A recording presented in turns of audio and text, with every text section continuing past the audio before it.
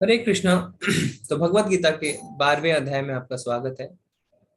इस अध्याय का नाम है भक्ति योग, जिसे प्रभुपाद जी ने इंग्लिश में कहा है डिवोशनल सर्विसेज। तो ये जो अध्याय है, ये भक्ति योग प्रधान के जो बीच के 6 अध्याय हैं उसमें से आखिरी अध्याय है। ऐसे तो पूरी भगवत गीता ही हमें भक्ति के बारे में सिखाती है ना। अभी तक हमने 11 अध्याय में देखा किस तरीके से भगवान अपनी भक्ति के बारे में बताते हैं। पर ये जो अध्याय है विशेषकर वो भक्ति के बारे में बहुत ही मधुर तरीके से बताता है। और ये भी हमें पता चलता है इस अध्याय में कि किस तरीके से भक्ति जो है वो सारी विधियों से सर्वश्रेष्ठ है। साथ ही भगवान इस अध्याय में हमें भक्ति की विधियों के बारे में बताते हैं, भक्ति के स्तर के बारे में बताते हैं। सारे लोग भले ही किसी भी स्तर में हो भगवान की भक्ति कर सकते हैं, उसके बारे में भी भगवान हमें बताते हैं। साथ में हमें ये भी पता चलता है कि जितने भी योग हैं वो सब हमें भक्ति की ओर ही लेके जाते हैं। इस अध्याय में हमें शुद्ध भक्त के लक्षण भी पता चलेंगे। तो ये अध्याय आप ध्यान से सुने, ये बहुत ही अच्छा अध्याय है, बहुत ही मधुर होने वाला है ये अध्याय। अर्जुन उवाच एवं सतत युक्ता ये भक्तास्त्वं परुपासते ये चाप्य अक्षरम व्यक्तम तेषाम के योग वित्तमा। अर्जुन ने पूछा, जो आपकी सेवा में सदैव तत्पर रहते हैं या जो अव्यक्त निर्विशेष ब्रह्म की पूजा करते हैं, इन दोनों में से किसे अधिक पूर्ण या सिद्ध माना जाए। तो हमने पिछले अध्याय में चर्चा करी थी कि परम सत्य को जानने की 3 अवस्था है। क्या? एक निराकार ब्रह्म यानी ब्रह्म ज्योति, दूसरा परमात्मा यानी हमारे हृदय में परमात्मा, और तीसरा साक्षात भगवान। तो अर्जुन यहाँ पे जो है भगवान से प्रश्न पूछ रहे हैं कि जो निर्विशेष ब्रह्म की पूजा करते हैं यानी जो ब्रह्म ज्योति की पूजा करते हैं, एक तो वो, और दूसरे जो हमेशा आपकी साकार रूप की पूजा करते हैं, हमेशा आपकी पूजा में आपकी सेवा में तत्पर रहते हैं, उनमें से ज्यादा सिद्ध या ज्यादा पूर्ण कौन है। इसमें जो है हम देखेंगे, भगवान बताएंगे आगे कि निराकार ज्योति या श्याम सुंदर रूप दोनों में से सर्वश्रेष्ठ कौन सा है। तो ये जो सवाल का जवाब है ये हम नहीं देंगे, ये भगवान हमें खुद बताएंगे। तो प्रभुपाद जी पहले हमें इसके बारे में कुछ बताते हैं। सामान्यता अध्यात्मवादियों की 2 श्रेणियों में विभाजित किया जाता है। तो जो अध्यात्म की खोज में होते हैं, जो आत्म साक्षात्कार की खोज में होते हैं, उनकी 2 श्रेणियां होती है, निर्विशेषवादी और सगुणवादी। तो निर्विशेषवादी हम किसे कहते हैं? जो भगवान के साकार रूप को नहीं मानते, जो सोचते हैं कि भगवान एक ज्योति है, ठीक है, ब्रह्म ज्योति। और सगुणवादी जो मानते हैं कि भगवान का बहुत ही सुंदर एक साकार रूप है, श्याम सुंदर रूप। सगुणवादी भक्त अपनी संपूर्ण शक्ति से परमेश्वर की सेवा करते हैं। निर्विशेषवादी भी कृष्ण की सेवा करते हैं, किंतु प्रत्यक्ष रूप से ना करके वह अप्रत्यक्ष ब्रह्म का ध्यान करते हैं। तो ऐसा नहीं है कि निर्विशेषवादी जो है भगवान की सेवा नहीं करते, वो भी भगवान की सेवा करते हैं। पर वो क्या करते हैं? वो एक ब्रह्म, एक ज्योति का ध्यान लगाते हैं। इस अध्याय में हम देखेंगे कि परम सत्य की अनुभूति की विभिन्न विधियों में भक्ति योग सर्वोत्कृष्ट है। तो भगवान अपने मुख से बताएंगे यहाँ पे कि जितनी भी विधियां हैं उसमें भक्ति योग जो है वो सबसे अच्छी है। यदि कोई भगवान का सानिध्य चाहता है तो उसे भक्ति करनी चाहिए। जो लोग भक्ति के द्वारा परमेश्वर की प्रत्यक्ष सेवा करते हैं वह सगुणवादी कहलाते हैं। तो सगुणवादी कौन होता है? जो भगवान की साकार रूप की सेवा करते हैं। जो लोग निर्विशेष ब्रह्म का ध्यान करते हैं वे निर्विशेषवादी कहलाते हैं। यहाँ पर अर्जुन पूछता है कि इन दोनों में से कौन श्रेष्ठ है। यद्यपि परम सत्य के साक्षात्कार के अनेक साधन हैं, किंतु इस अध्याय में कृष्ण भक्ति योग को सबसे श्रेष्ठ बताते हैं। तो ऐसा नहीं है कि ये रास्ता गलत है या वो रास्ता सही है, सारे रास्ते हैं जो भगवान की ओर जाते हैं। पर कौन सा रास्ता सर्वश्रेष्ठ है, कौन से रास्ते में हम जल्दी से भगवान के पास पहुंचते हैं और जिसमें हम आनंद का लाभ उठा सकते हैं, जिसमें की कठिनाइयां कम आती हैं, और जिसमें हम वापस जो है पीछे गिरने से यानी पतन से बच जाते हैं। तो इस चीज के लिए भगवान हमें इस अध्याय में बताएंगे। तो 2 प्रकार के लोग भगवान से जुड़ना चाहते हैं, जैसा हमने देखा, एक निराकार ब्रह्म की उपासना करते हैं और दूसरा भगवान की भक्तिमय सेवा करते हैं। तो दोनों ही भगवान को पाते हैं। ऐसा नहीं है कि जो ब्रह्म ज्योति की का ध्यान लगाते हैं वो भगवान को नहीं पाते, नहीं, दोनों भगवान को पाते हैं। पर एक रास्ता जो है वो अच्छा है और एक रास्ते में बहुत ही कठिनाई भरी पड़ी है। तो इसके लिए हम आगे देखते हैं भगवान हमें क्या बताएंगे। तो सबसे पहले हम देखते हैं जो भक्ति योग है उसमें भागवतम में 7वें स्कंद में हमने देखा 5वें अध्याय के 23वें और 24वें श्लोक में नवधा भक्ति की बात कही गई है। तो नवधा भक्ति हमने बहुत चर्चा करी, नवधा भक्ति होती क्या है। अब हम इसे थोड़ी इस पे चर्चा करते हैं। तो भक्ति योग के अलग अलग मार्ग हो सकते हैं। हो सकता है कि हम नौ नौ के 9 अंग अपनाएं जीवन में, या 9 में से सिर्फ 1, 2 या 3 अंग अपनाएं, पर हम किसी भी एक अंग को अपना के भक्ति में आगे बढ़ सकते हैं। जैसे पहला क्या है, श्रवणम। तो उसमें आप देखते हैं परीक्षित महाराज का उदाहरण दिया गया है। पहली छवि आप देख सकते हैं, श्रवणम यानी भगवान के बारे में सुनना। तो यहाँ पे जब परीक्षित महाराज को पता चला कि 7 दिन में उनकी मृत्यु होने वाली है, तो उन्होंने खाना पीना सोना सब त्याग दिया और सुखदेव गोस्वामी के पास जाके भगवान के बारे में हमेशा 7 दिनों तक लगातार सुनते रहे। ऐसा करने से ही उन्हें भगवत धाम की प्राप्ति हुई। तो श्रवणम से ही उन्होंने भगवत प्राप्ति कर ली। फिर कीर्तनम यानी भगवान के नाम, गुण, रूप और उनकी लीलाओं के बारे में कीर्तन करना। तो यहाँ पे हम उदाहरण पे चित्र में देख रहे हैं मीरा माँ, है ना। मीरा माँ भगवान की बहुत ही अच्छी कीर्तनीय थी, वो हमेशा भगवान के कीर्तन करते रहते थे। फिर स्मरणम, स्मरण यानी भगवान को याद करना। तो जब हम जप करते हैं हरे कृष्ण कृष्ण कृष्ण हरे हरे, हरे राम राम राम हरे हरे, तो स्मरण है, हम भगवान को याद कर रहे हैं। फिर है पाद सेवनम यानी भगवान के चरण कमलों की सेवा। तो हमें पता है किस तरीके से भगवान के धाम में सहस्त्र लक्ष्मी, है ना, हजारों लक्ष्मी भगवान की जो है चरण कमलों की सेवा करती है। फिर है अर्चनम, अर्चनम यानी भगवान के अर्च विग्रह की सेवा करना। जो पुजारी जो है वो भगवान के अर्च विग्रह की सेवा करते हैं। वंदनम यानी भगवान को प्रार्थनाएं देना। तो यहाँ पे ध्रुव महाराज का उदाहरण दिया गया है। दास्यम, दासम यानी भगवान की दास भाव में सेवा करना। तो हनुमान जी का उदाहरण सबसे सर्वश्रेष्ठ उदाहरण है। हनुमान जी हमेशा भगवान की सेवा के लिए तत्पर रहते हैं। फिर साख्यम, साख्यम यानी भगवान की जो है मित्र के भाव में सेवा करना, साख्य भाव में। तो यहाँ पे उदाहरण अर्जुन का आता है। फिर उसके बाद है आत्म निवेदनम यानी भगवान को पूर्णतः शरणागत हो जाना। तो नवदा भक्ति के ये 9 अंग हैं।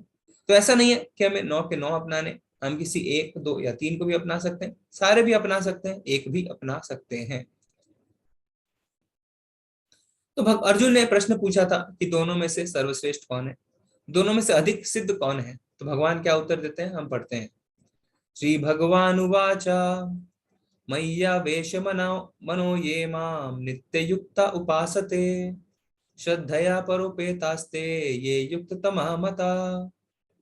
श्री भगवान ने कहा, जो लोग अपने मन को मेरे साकार रूप में एकाग्र करते हैं और अत्यंत श्रद्धा पूर्वक मेरी पूजा करने में सदैव लगे रहते हैं, वे मेरे द्वारा परम सिद्ध माने जाते हैं।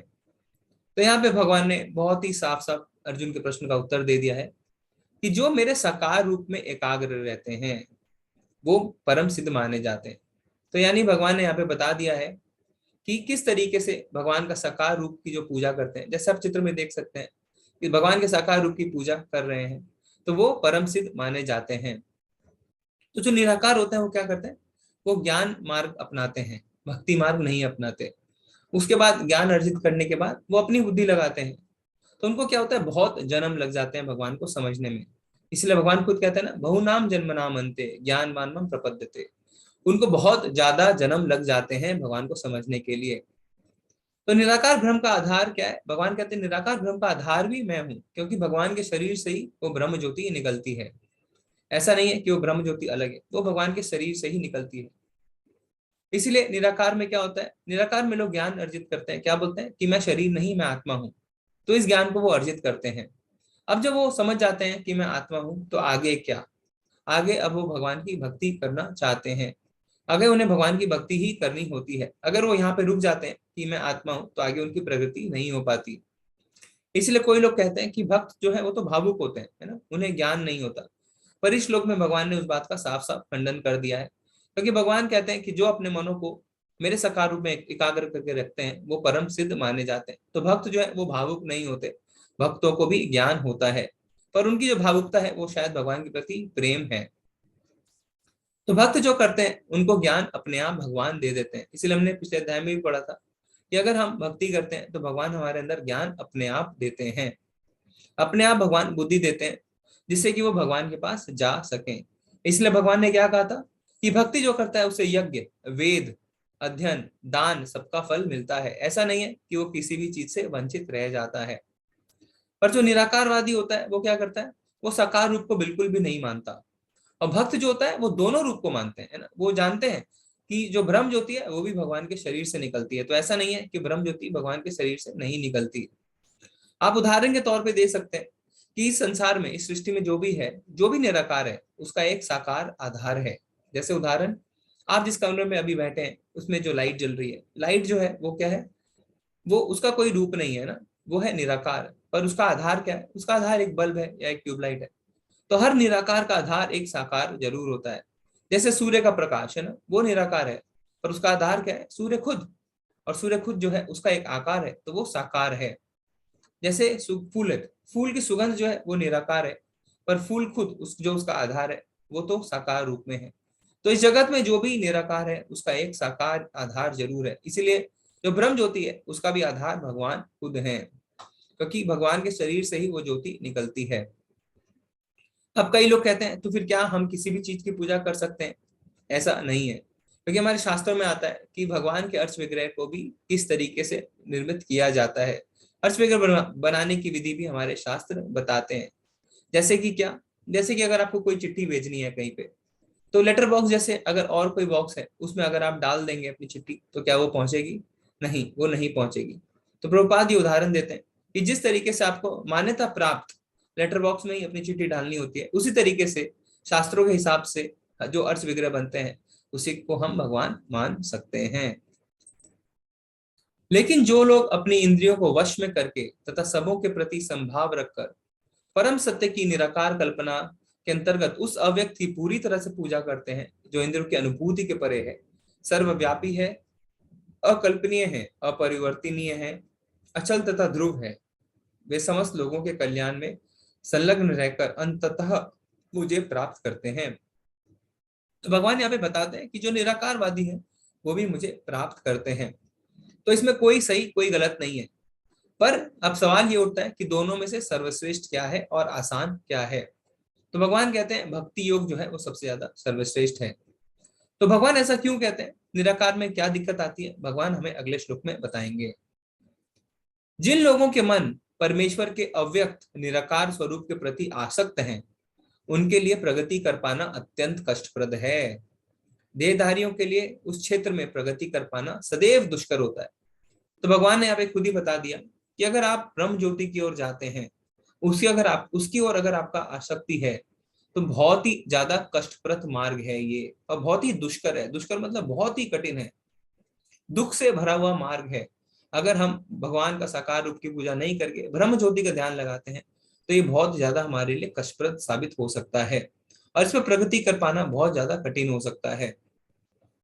आप देखिए, साकार रूप में ही जब हम भगवान की सेवा करते हैं, जब ध्यान लगाते हैं ना, जब करते हैं, तो कितना हमारा मन भटकता है ना।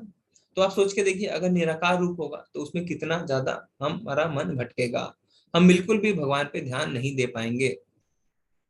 और क्या होता है, दूसरा ये है कि जो भगवान की भक्ति करता है, जो जैसे हम जप करते हैं भगवान का, तो उसमें हम अपने साथ साथ दूसरों का भी कल्याण करते हैं। जैसे अगर आप मंत्र करते हैं जोर जोर से या थोड़ा जोर से बोल के करते हैं, तो जो सुन रहा है उसको भी लाभ होता है ना। ऐसा नहीं है कि सिर्फ आप अपने लिए कर रहे हैं, पर जो ध्यान लगाता है वो सिर्फ अपने लिए काम करता है ना, उसके अंदर कहीं ना कहीं एक आत्मतुष्टि की इच्छा है, वो दूसरों का कल्याण नहीं करता। क्योंकि कोई भी अगर ध्यान लगाता है या कोई भी अगर निराकार रूप में भगवान की पूजा करता है, तो वो सिर्फ अपने लिए कर रहा है, वो अपने उद्धार के लिए कर रहा है। पर जो भक्ति करता है वो सबका उद्धार करता है। जैसे अगर आप भगवान की सेवा कर रहे हैं, भगवान को पुष्प चढ़ा रहे हैं, तो क्या होगा, जिस पेड़ से वो पुष्प लाए हैं उस पेड़ का भी जो है उद्धार होगा। जिस पेड़ के फल आप भगवान को चढ़ा रहे हैं उस पेड़ का भी उद्धार होगा, है ना। जिस भक्तों से आप सेवा ले रहे हैं, आप कह रहे हैं आप फल लेके आइए, आप फूल लेके आइए, उनका भी उद्धार होगा। आप भगवान के नाम का कीर्तन कर रहे हैं, तो जो जो उस नाम को सुन रहे हैं उनका भी उद्धार होगा। मनुष्य तो कर सकते हैं, अब उनका सोचिए, जो कीड़े मकोड़े हैं, जानवर हैं, पेड़ हैं, वो क्या करेंगे? क्या वो भगवान के निराकार रूप का ध्यान लगा सकते हैं? नहीं। उनको तो भक्ति ही उद्धार करते हैं ना। क्योंकि जब आप भगवान के नाम का जप करते हैं तो कीड़े मकोड़ों के कान तक भी भगवान का नाम जाता है, तो उनका भी उद्धार होता है। तो इसीलिए भक्त जो है, वो भक्ति जो है वो सर्वश्रेष्ठ होती है, क्योंकि भक्ति में हम ना सिर्फ अपना बल्कि दूसरों का भी उद्धार करते हैं। अनेक जीव जो है भक्ति में जुड़ सकते हैं। इसीलिए इस्कॉन में जो है भक्ति के एसोसिएशन है ना, साधु संघ का बहुत ज्यादा महत्व है। क्योंकि भक्तों के संग में ना ही हमारी भक्ति अच्छी होती है, बल्कि हम एक दूसरे को और भी ऊपर उठाते हैं। अगर ऐसा रहता है कि हमें दिक्कत है, तो दूसरे भी हमें जो है वो मदद करते हैं, और हम भक्ति में कभी नीचे नहीं गिरते, हम भक्ति में सिर्फ ऊपर उठते रहते हैं। तो यहाँ पे भगवान हमें बताएंगे कि कैसे अपने भक्तों का भगवान उद्धार करते हैं। ये तु सर्वाणि कर्माणि मयि सन्न्यस्य मत्परः अनन्येनैव योगेन मां ध्यायन्त उपासते तेषाम् अहं समुद्धर्ता मृत्यु संसार सागरात् भवामि च निरात् पार्था मय्यावेशित चेतसाम्। जो अपने सारे कार्यों को मुझ में अर्पित करके तथा अविचलित भाव से मेरी भक्ति करते हुए मेरी पूजा करते हैं और अपने चित्तों को मुझ पर स्थिर करके निरंतर मेरा ध्यान करते हैं, उनके लिए हे पार्थ, मैं जन्म मृत्यु के सागर से शीघ्र उद्धार करने वाला हूं। तो भक्त जो है वो हमेशा भगवान का चिंतन करते रहते हैं। तो भगवान इसलिए क्या कहते हैं कि मृत्यु संसार के सागर से मैं उनका उद्धार तुरंत करता हूँ, बिना विलंब के करता हूँ। तो भगवान जब कहते हैं कि मैं बिना विलंब के करता हूँ, तो हमें उस बात को मानना चाहिए। अब मान लीजिए कोई व्यक्ति समुद्र के बीच में अटक गया है ना, वो बीचों बीच है, तो कोई भी कितना ही बड़ा तैराक क्यों ना हो, वो वहां से बाहर नहीं आ सकता। वहां से बाहर आना उसके लिए बहुत ही नामुमकिन जैसी बात हो जाती है। कब तक नहीं आ सकता? जब तक हो सकता है उसके पास एक नाव ना आ जाए, एक बोट ना आ जाए। इसी तरीके से ये जो भव सागर में हम फंसे हैं, इसे अपने दम पे हम बिल्कुल भी पार नहीं कर सकते। पर हम कब पार कर सकते हैं? जब हम भगवान की शरणागति ले लेते हैं। भगवान की शरणागति लेने से हम तुरंत इसे पार कर पाते हैं।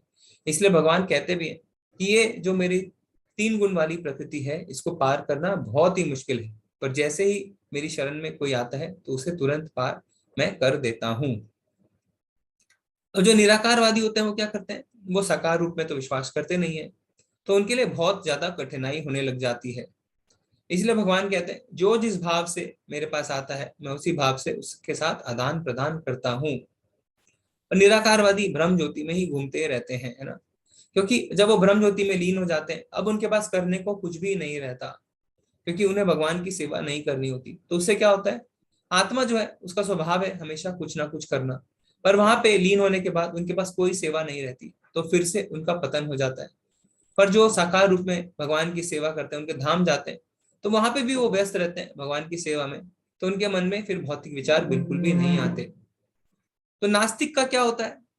मृत्यु तो सबकी होती है, हम जानते हैं ना, सबके जीवन में दुख आता है, पर भक्त का हाथ जो है वो भगवान खुद पकड़ लेते हैं। और नास्तिक का क्या होता है? नास्तिक का हाथ यमराज पकड़ते हैं। और हमने पढ़ा है कि किस तरीके से जब हमारी मृत्यु होती है, तो लाखों बिच्छू काटने जितना हमें दर्द होता है। जैसे उदाहरण के तौर पे एक बिल्ली है, वो अपने बच्चे को भी और चूहों को भी, दोनों को अपने दांत में दबा के लेके जाती है, पर दोनों में फर्क है ना? क्या फर्क है? जब वो अपने बच्चे को लेके जाती है तो बच्चे को दर्द नहीं होता, पर जब वो चूहे को लेके जाती है तो चूहे को दर्द होता है। इसी तरीके से दुख मृत्यु तो सबके जीवन में आते हैं, पर जो भक्त के जीवन में कठिनाइयां आती हैं तो उसे महसूस नहीं होता, भगवान उसका हाथ खुद थामे रहते हैं। जैसा आप चित्र में देख सकते हैं ना, भक्त जब भव सागर में फंसा है तो भगवान स्वयं आते हैं उसका हाथ थामने के लिए। पर जो भक्त नहीं होते, वो बहुत ज्यादा कठिनाई में फिर पड़ जाते हैं। भगवान अपने भक्तों के प्रति बहुत ही ज्यादा दया भाव रखते हैं, बहुत ज्यादा दयालु प्रवृत्ति रखते हैं। जैसे यहाँ पे प्रभुपाद जी तात्पर्य में एक बहुत ही सुंदर उदाहरण देते हैं कि जो मछली होती है वो क्या करती है? मछली अपने अंडे को देख कर उसका ध्यान रखती है ना, मछली अंडे दे देती है, फिर देख के उसका ध्यान रखती है।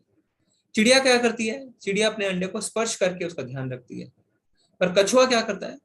कछुआ अपने अंडों को देख के चला जाता है, वो ना उसे देखता है ना स्पर्श करता है ना, सिर्फ उसका ध्यान करता है वो। इसी तरीके से भक्त जो है वो भगवान चाहे कहीं भी हो, चाहे अपने धाम में हो, चाहे कहीं भी हो, वो भगवान का ध्यान करके हमेशा भगवान के साथ रहता है। इसलिए हमें अपनी सारी इंद्रियों को और अपने मन बुद्धि को भी भगवान की सेवा में लगा देना चाहिए। अब भगवान हमें क्या करेंगे, यहाँ से अलग अलग स्तर की भक्तियों के बारे में बताएंगे। तो सबसे पहले भगवान बताएंगे कि अगर हमारे लिए संभव हो तो हमें अनन्य भक्ति करनी चाहिए। तो अनन्य भक्ति क्या होती है? भगवान क्या कहते हैं? मय्येव मन आधत्स्व मयि बुद्धिम निवेशया निवसिष्यसि मय्येव अतः ऊर्ध्वं न संशय। मुझ भगवान में अपने चित्त को स्थिर करो और अपनी सारी बुद्धि मुझ में लगाओ, इस प्रकार तुम निसंदेह मुझ में सदैव वास करोगे। यानी यहाँ पे भगवान कहते हैं कि ये सबसे उच्च स्तर की भक्ति है, जिसमें हम क्या करते हैं? इसमें हमेशा भगवान के बारे में ही सोचते रहते हैं, हमेशा भगवान का चिंतन करते रहते हैं। और अपनी बुद्धि में हमेशा भगवान की पूजा करते रहते हैं, अपनी बुद्धि से भी भगवान की हम सेवा करते हैं। इसलिए भगवान अर्जुन को भी कहते हैं ना कि तुम हर समय मेरा ध्यान करो, युद्ध करते हुए भी तुम मेरा ध्यान करो। तो ये जो स्तर है इसे अनन्य भक्ति कही जाती है, जिसमें भगवान हमारे ध्यान से एक क्षण के लिए भी नहीं जाते। तो ये सबसे उच्च स्तर की भक्ति है। अब कई लोग कहते हैं नहीं, हमसे तो ऐसा नहीं हो पाता, हम तो अभी अभी भक्ति में आए हैं। तो भगवान कहते हैं ठीक है, कोई बात नहीं, तुम अगर हर समय मेरी भक्ति नहीं कर सकते, अनन्य भक्ति नहीं कर सकते, तो तुम ऐसा करो, क्या करो, अचित्तम समाधातुम ना शक्नोषि मयि स्थिरम अभ्यास योगेन ततो मामी छाप्तुम धनंजय। हे अर्जुन, हे धनंजय, यदि तुम अपने चित्त को अविचल भाव से मुझ पर स्थिर नहीं कर सकते, तो तुम भक्ति योग के विधि विधानों का पालन करो। इस प्रकार तुम मुझे प्राप्त करने की चाह उत्पन्न करोगे। भगवान कहते हैं ठीक है, अगर तुम हर समय मेरा चिंतन नहीं कर सकते तो तुम क्या करो, तुम भक्ति के विधि विधानों का पालन करो। तो जैसे क्या विधि विधान, जैसे अगर हमने एक संकल्प लिया है कि हम रोज एक माला करेंगे, तो हमें वो माला करनी है, हमें उसे छोड़ना नहीं है। जैसे हम सवेरे उठ के मंगल आरती करेंगे, तो हम मंगल आरती करेंगे, हम उसे छोड़ेंगे नहीं। हम अगर है ना 16 माला कोई करता है तो वो 16 माला करेगा, कोई अगर 4 नियमों का पालन करता है तो वो करेगा। तो भगवान कहते हैं तुम भक्ति के विधि विधानों का पालन करो, ऐसा ना करो कि तुम भक्ति ही छोड़ दो। अगर हम अनन्य भक्ति नहीं कर सकते तो हम विधि विधानों का पालन कर सकते हैं। इसी को हम कहते हैं वैधि भक्ति। क्यों? क्योंकि यहाँ पे हम विधि विधानों का सहारा लेके भगवान की ओर बढ़ते हैं। जब हम विधि विधानों का सहारा लेते हैं तो एक दिन हमारे अंदर भगवान के प्रति अनन्य भक्ति जरूर जागृत होती है। तो ये वैधि भक्ति है, जहाँ पे हम साधनों का उपयोग करके भगवान की भक्ति करते हैं। पर अब कुछ लोग ऐसा भी कहते हैं कि नहीं, हमसे तो विधि विधानों का पालन भी नहीं होता। तब भगवान कहते हैं ठीक है, कोई बात नहीं, अगर तुमसे विधि विधानों का पालन नहीं होता तो तुम ऐसा करो, क्या करो। अब यहाँ पे भगवान कहते हैं कि तुम मेरे लिए निष्काम कर्म करो। यदि तुम भक्ति योग के विधि विधानों का भी अभ्यास नहीं कर सकते, तो मेरे लिए कर्म करने का प्रयत्न करो, क्योंकि मेरे लिए कर्म करने से तुम पूर्ण अवस्था यानी सिद्धि को प्राप्त होगे। तो कई लोग कहते हैं नहीं, हमारी आदतें अब बहुत बुरी हो चुकी हैं, हम अपने आदतों से लाचार हो चुके हैं, हम भगवान के विधि विधानों का पालन नहीं कर सकते, हम सवेरे जल्दी नहीं उठ सकते, हमसे तो माला नहीं होती। तो भगवान कहते हैं ठीक है, कोई बात नहीं, तुम एक काम करो, तुम मेरे लिए कर्म करो, कम से कम ये तो कर सकते हो। जैसे इस चित्र में आप उदाहरण देख सकते हैं, ये व्यक्ति है जो क्या कर रहा है, मंदिर बनवाने में सहायता कर रहा है। तो हम क्या कर सकते हैं, हम ऐसा कर सकते हैं, हम निष्काम कर्म कर सकते हैं। जैसे मंदिर बनाने के लिए हम सेवा दे सकते हैं, हम मंदिर बनाने के लिए दान दे सकते हैं, है ना, हम भक्तों को भोजन खिला सकते हैं। इससे क्या होगा, इससे भगवान की हमें कृपा मिलेगी। फिर क्या होगा, जब हमें कृपा मिलेगी तो हम भक्ति के नियमों का पालन कर पाएंगे, और जब भक्ति के नियमों का पालन कर पाएंगे तो हम अनन्य भक्ति कर पाएंगे। तो स्तर तो हमें नीचे से ऊपर उठना ही पड़ेगा। अभी हम जिस स्तर पे हैं उस स्तर से हम शुरुआत कर सकते हैं और धीरे धीरे ऊपर उठ सकते हैं। मान लीजिए आप मंदिर के निर्माण में सेवा देते हैं, तो क्या होगा, वहां पे धीरे धीरे आप बाकी भक्तों से मिलेंगे। आप देखेंगे कि सारे भक्त है ना जो सुबह उठ रहे हैं, मंगल आरती कर रहे हैं, और बिल्कुल बिल्कुल भी ऐसा नहीं कहते अरे मुझे तो कष्ट है, मेरी तो नींद पूरी नहीं होती। तो आपको प्रेरणा मिलेगी भक्तों के संग से। आप सोचेंगे अगर वो जल्दी उठ सकता है तो मैं जल्दी क्यों नहीं उठ सकता, अगर वो 16 माला कर सकता है तो मैं सिर्फ 4 माला में क्यों अटका हूँ। वो तो मुझसे ज्यादा व्यस्त है ना, अपनी जिंदगी में भौतिक कर्म में भी वो मुझसे ज्यादा काम करता है, तो मैं क्यों आलस्य कर रहा हूँ। तो ऐसे जब आप मंदिर में जाएंगे, जब सेवा देंगे, तो आप भक्तों से मिलेंगे और आपको प्रेरणा मिलेगी, तब आप विधि विधानों का पालन करेंगे। फिर जब विधि विधानों का पालन करने लगेंगे, धीरे धीरे उसमें स्थिर होंगे, तो भगवान की अनन्य भक्ति भी करने लगेंगे। अब कई लोग कहते हैं कि मुझसे अब ये भी नहीं होता, मैं भगवान के लिए कर्म भी नहीं कर सकता। क्यों? मुझे फैमिली में कोई प्रॉब्लम है, मुझे हो सकता है कोई फाइनेंशियल प्रॉब्लम है, तो क्या मैं भक्ति ना करूं? नहीं, भगवान ऐसा नहीं कहते। भगवान कहते हैं कि ठीक है, अगर तुम मेरे लिए कर्म नहीं कर सकते तो तुम क्या करो, यत। तो उससे पहले हम देखेंगे कि जो पिछले श्लोक में भगवान ने कहा कि तुम मेरे लिए कर्म करो, उसके लिए भगवान ने 9वें अध्याय में भी कहा था क्या, यत करोसि यत स्नासि यत जुहोसि ददासि यत यत तपस्सि कौन्तेय तत्कुरु मदर्पणा। यानी तुम जो कुछ करते हो, जो कुछ खाते हो, जो कुछ अर्पित करते हो या दान देते हो, और जो भी तपस्या करते हो, मुझे अर्पित करके करो। तो ये भगवान बता चुके हैं हमें 9वें अध्याय में भी कि तुम जो कुछ भी करते हो मुझे अर्पित करके करो। अगर हम ऐसा करेंगे तो क्या होगा, धीरे धीरे हमारे अंदर भगवान के प्रति अनन्य भक्ति जागृत होगी। तो अब हमने बोला कि क्या कुछ लोग अब भगवान के लिए निष्काम कर्म भी नहीं कर सकते, वो कहते हैं कि नहीं, मैं भगवान के लिए कर्म भी नहीं कर सकता।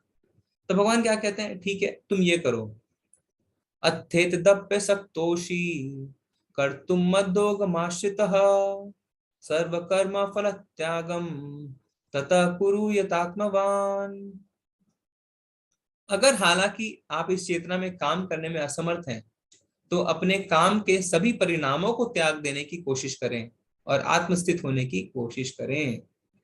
भगवान कहते हैं अगर तुम मेरे लिए कर्म नहीं कर पाते हो तो क्या करो, तो जो भी तुम कर्म करते हो उसके फल को से आसक्त मत हो, यानी सकाम से निष्काम कर्म की ओर आगे बढ़ो। जैसे हम कैसे आसक्त होते हैं, पैसे कमाने हैं, ऐश्वर्य कमाना है ना, तारीफें मिले, मेरा यश बढ़े, कीर्ति बढ़े, सम्मान बढ़े, इन सब से हमें निरासक्त हो जाना है। तो हमें अपने कर्मों के फलों से बिल्कुल भी आसक्त नहीं होना। जैसे हम इस चित्र में देख सकते हैं ना, नंद उत्सव में नंद बाबा क्या करते हैं, आभूषण को, वस्त्रों को, सबको बांटते हैं। पर क्यों बांटते हैं, ऐसा नहीं कि जिससे उनका यश बढ़े, इसलिए बांटते हैं कि जिससे बिना आसक्ति के बांटते हैं, दूसरों की प्रसन्नता के लिए बांटते हैं। तो यानी भगवान ने सबसे पहले क्या कहा था कि मेरी अनन्य भक्ति करो, यानी हमेशा मेरे बारे में ही सोचो। अगर हम वो नहीं कर सकते हैं तो भगवान ने कहा ठीक है तुम विधि विधानों का पालन करो। अगर हम विधि विधानों का पालन नहीं कर सकते हैं तो भगवान ने कहा मेरे लिए काम करो। मेरे लिए काम करो यानी आपकी जो भी योग्यता है उसके उससे आप मेरे लिए काम करो। अगर हम वो भी नहीं कर सकते हैं तो भगवान ने कहा ठीक है अपने कर्मों के फल से आसक्त मत हो। अब कई लोग कहते हैं नहीं मुझसे तो ऐसा भी नहीं होता, मैं तो अपने कर्मों के फलों से आसक्त रहूंगा। तो भगवान कहते हैं ठीक है, फिर भी तुम भगवान की भक्ति में आगे बढ़ सकते हो। कैसे, श्रेयो हि ज्ञानम अभ्यस्यात् ज्ञान ध्यानम विशिष्यते ध्यान कर्म फल त्याग त्याग शांतिरनंतरम। यदि आप इस अभ्यास में नहीं जा सकते हैं तो अपने आप को ज्ञान में संलग्न करें। ज्ञान से बेहतर हालांकि ध्यान है, और ध्यान से बेहतर काम के फल का त्याग है। इस तरीके से त्याग से मन की शांति मिल सकती है। भगवान कहते हैं अगर तुम अपने कर्मों के फलों से आसक्त भी नहीं हो सकते तो क्या करना है, तो तुम ज्ञान में संलग्न हो जाओ, यानी ज्ञान प्राप्ति करो। क्योंकि अगर हमारी आसक्ति, हमारी अटैचमेंट अगर नहीं जा रही है तो कारण क्या है, तो हमारे अंदर ज्ञान की कमी है। हम देख सकते हैं ना, भौतिक जिंदगी में हम देख सकते हैं, आध्यात्मिक तो छोड़िए, जैसे जो लोग बहुत ज्यादा पढ़ लिख लेते हैं तो बहुत साधारण जिंदगी जीने लगते हैं ना, जैसे अब्दुल कलाम आजाद इतने पढ़े लिखे थे तो क्या करते हैं, बहुत ही साधारण जिंदगी जीना शुरू कर देते हैं। क्यों, क्योंकि ज्ञान से हमेशा वैराग्य आता है। बहुत साधारण खाना खाते हैं, बहुत साधारण कपड़े पहनते हैं, बहुत साधारण से घर में रहते हैं। हमने अपने जीवन में देखा है कि जो लोग जितने ऊपर उठते हैं भौतिक जिंदगी में वो उतना साधारण जीवन व्यतीत करना शुरू करते हैं, क्योंकि ज्ञान से वैराग्य आता है। तो भगवान इसलिए कहते हैं कि अगर तुम अपने कर्मों के फल से आसक्त नहीं हो पा रहे तो तुम ज्ञान अर्जन में लग जाओ, क्योंकि ज्ञान बहुत ज्यादा जरूरी है। जैसे गीली लकड़ी होती है, गीली लकड़ी में हम आग नहीं लगा सकते है ना, हमें लकड़ी को सुखाना पड़ता है। इसी तरीके से आसक्ति अगर हमें दूर करनी है तो हमें क्या करना है, हमें अपने ज्ञान को बढ़ाना होगा। हालांकि भगवान क्या कहते हैं, ज्ञान से बढ़कर ध्यान है और ध्यान से बेहतर है काम के फल का त्याग। तो जब हम ज्ञान अर्जन करेंगे तो क्या होगा, भगवान के बारे में हम सुनेंगे, फिर उससे कर्म के फल से आसक्त हो जाएंगे। फिर हम क्या करेंगे, भगवान के लिए कर्म करने लगेंगे, फिर भक्ति के नियमों का पालन करने लगेंगे और मन को भगवान में लगा लेंगे।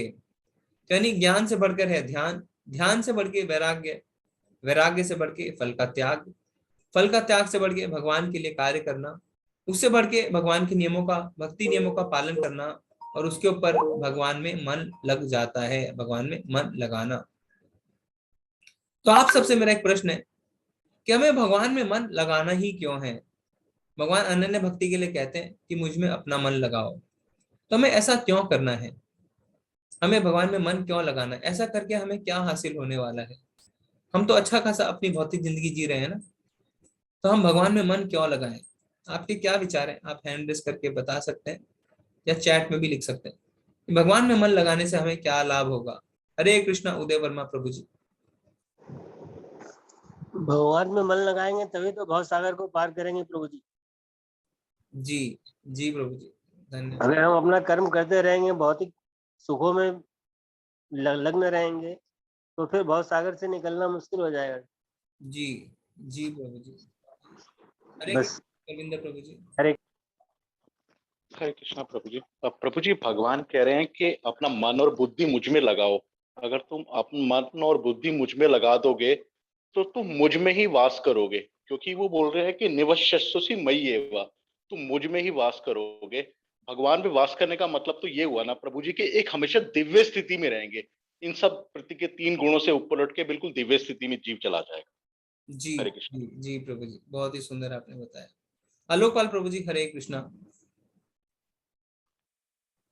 आलोकपाल प्रभु जी हरे कृष्णा। हरे कृष्णा प्रभु जी।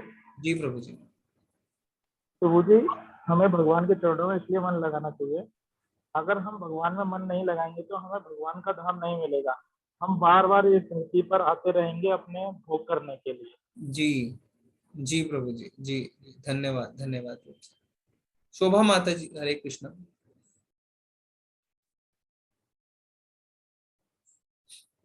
शोभा माता जी हरे कृष्णा। हरे कृष्ण प्रभु जी। जी माता जी।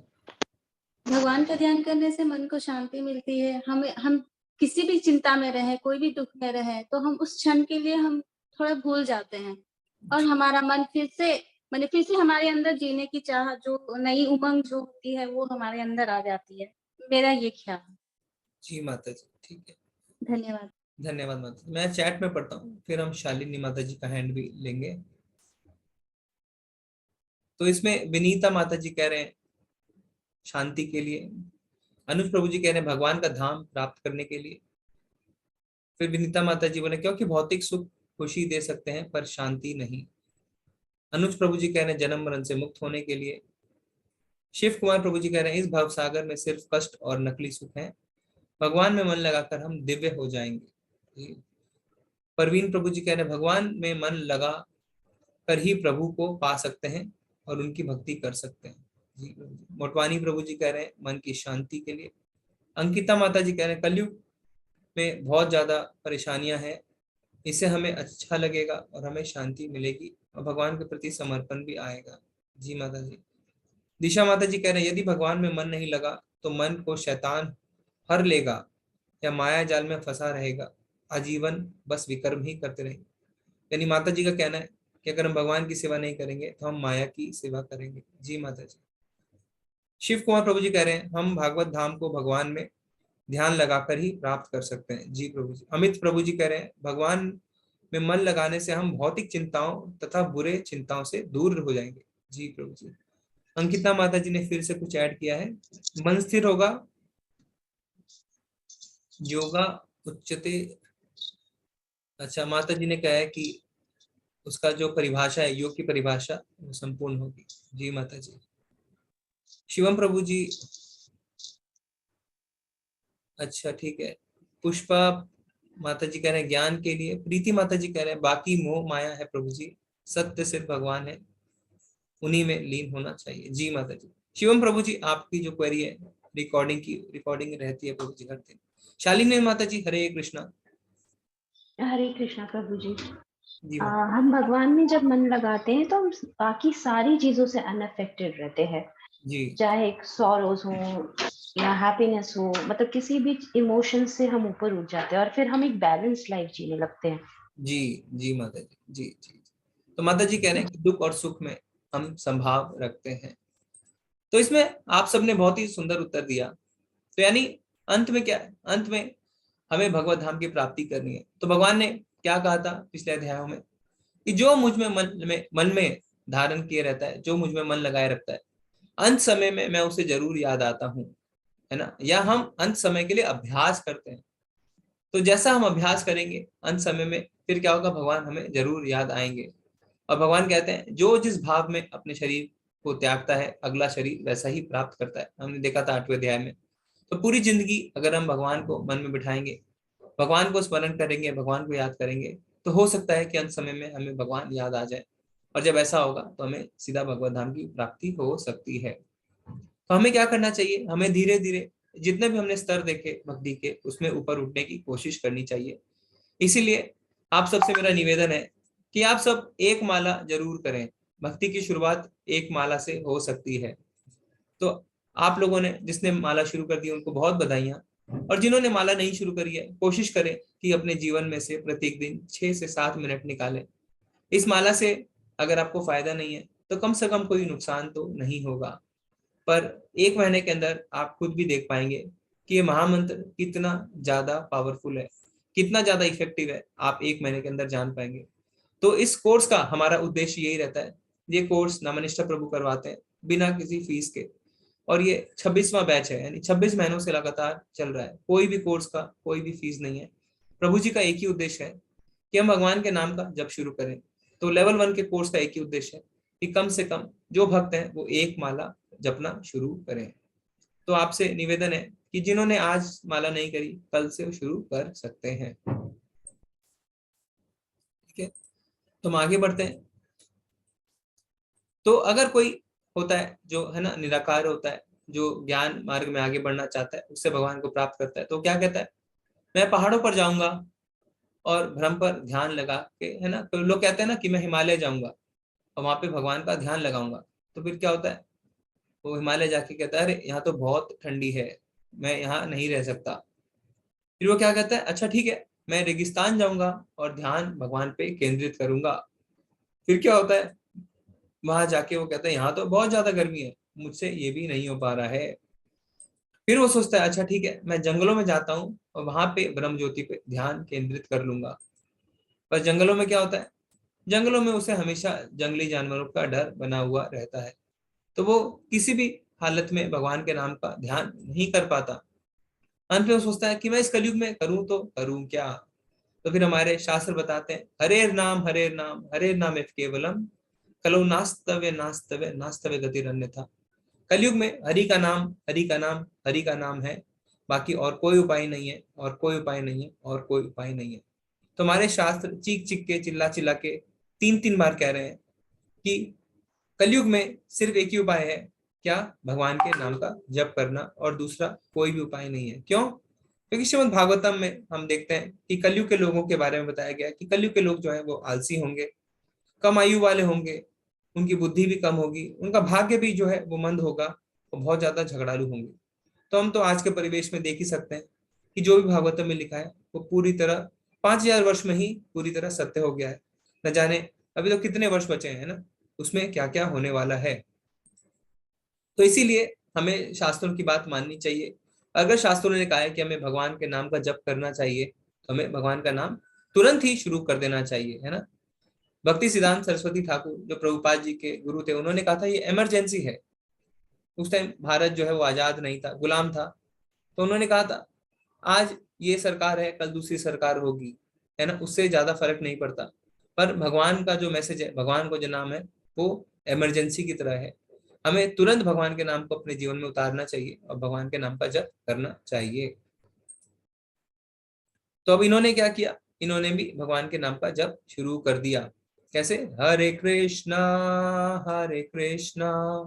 कृष्णा कृष्णा हरे हरे हरे रामा रामा रामा हरे हरे। तो ये जो जाप है, ये भगवान के नाम का जो कीर्तन है, ये कहीं भी हम कर सकते हैं, घर के अंदर या घर के बाहर, है ना। इसके लिए कोई भी काल कोई भी समय निश्चित नहीं है। तो कहीं भी हमें जाने की आवश्यकता भी नहीं है, ना पहाड़ों पे, ना रेगिस्तान में, ना जंगलों में। हम कहीं भी रह के भगवान के नाम का जप कर सकते हैं। भगवान ने कलयुग में भगवत प्राप्ति को बहुत ही ज्यादा आसान बना दिया है।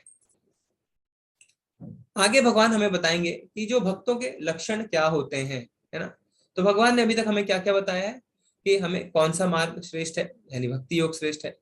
फिर भगवान ने हमें बताया कि किस तरीके से भक्ति के अलग अलग स्तर होते हैं। अब भगवान हमें बताएंगे कि भक्तों के लक्षण क्या होते हैं। जो किसी से द्वेष नहीं करता लेकिन सभी जीवों का दयालु मित्र है, जो अपने को स्वामी नहीं मानता और मिथ्या अहंकार से मुक्त है, जो सुख दुख में संभाव रखता है, सहिष्णु है, सदैव आत्मतुष्ट रहता है, आत्म संयमी है, तथा जो निश्चय के साथ मुझ में मन तथा बुद्धि को स्थिर करके भक्ति में लगा रहता है, ऐसा भक्त मुझे अत्यंत प्रिय है। तो भगवान ने यहाँ पे बहुत सारे लक्षण बताए हैं किसके, भक्तों के। तो यहाँ पे उदाहरण आता है सुदामा जी का, आप चित्र में भी देख सकते हैं। तो सुदामा जी जो थे, इसमें एक मैं आपसे प्रश्न भी पूछूंगा, तो आप बहुत ही ध्यान से सुनिएगा कि सुदामा जी जो है वो भगवान के मित्र थे। भगवान के मित्र, आप सोच सकते हैं, है ना, फिर भी उन्हें जरा सा भी अहंकार नहीं था। आज की तरह नहीं कि कोई भी एक व्यक्ति जो थोड़ा सा, है ना, सरकारी उच्च स्तर पे हो, अगर वो हमारा मित्र हो तो हम बहुत ज्यादा अहंकार करने लगते हैं। अरे वो आईएएस ऑफिसर तो मेरा मित्र है, वो आईपीएस ऑफिसर तो हमारा मित्र है। भले ही हम उसे साल में एक बार भी ना मिलते हो, पर फिर भी हम ऐसे अहंकार में डूब जाते हैं मानो वो हमारे साथ रोज खाता पीता हो, है ना।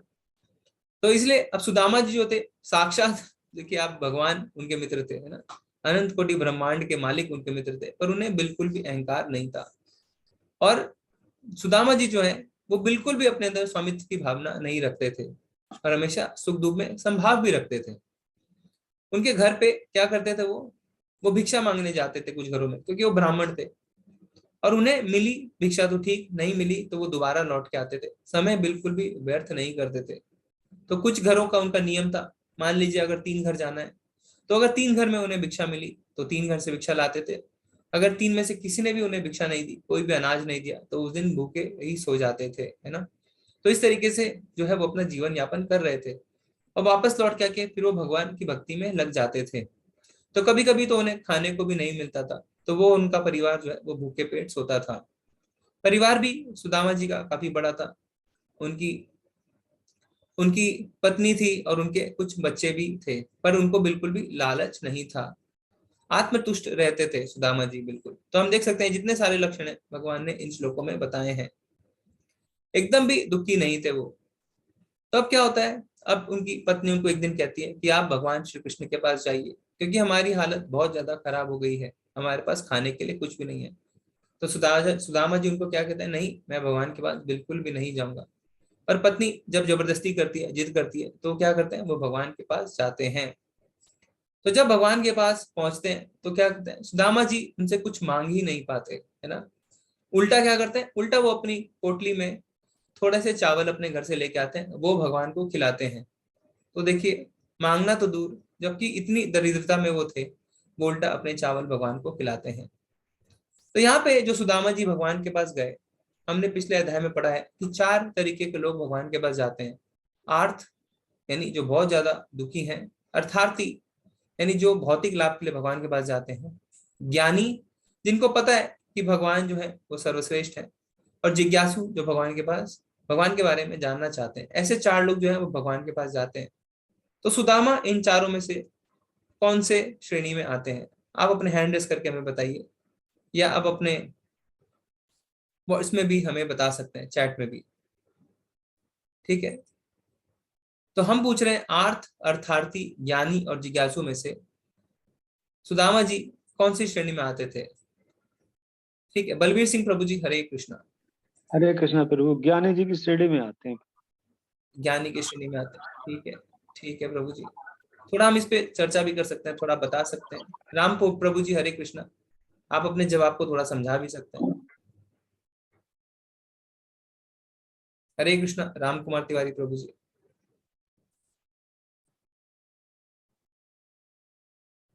ठीक है, उनकी आवाज नहीं आ रही, हम चैट में से लेते हैं। चैट में अमित प्रभु जी कह रहे हैं साक्य। प्रभु जी साक्य तो रस, हम बात कर रहे हैं कि वो कौन सी श्रेणी में आते हैं, आर्थ, अर्थार्थी, जिज्ञासु या ज्ञानी। विनीता माता जी कह रहे हैं पीड़ित यानी आर्थ। राहुल प्रभु जी कह रहे हैं ज्ञानी। आलोक प्रभु जी कह रहे हैं ज्ञानी। अंकिता माता जी कह रहे हैं आर्थ यानी जो पीड़ित है। सौरभ प्रभु जी कह रहे हैं ज्ञानी। मोटवानी प्रभु जी भी ज्ञानी कह रहे हैं। वंदना माता जी ज्ञानी। उदय प्रभु जी कह रहे हैं जिज्ञासु। बीना माता जी कह रहे हैं आर्थ यानी वो दुखी थे इसीलिए। सागर प्रभु जी कह रहे हैं ज्ञानी। राहुल प्रभु जी कह रहे हैं क्योंकि वो भगवान को जानते हैं, उनके मित्र हैं इसीलिए। पवन प्रभु जी भी कह रहे हैं ज्ञानी।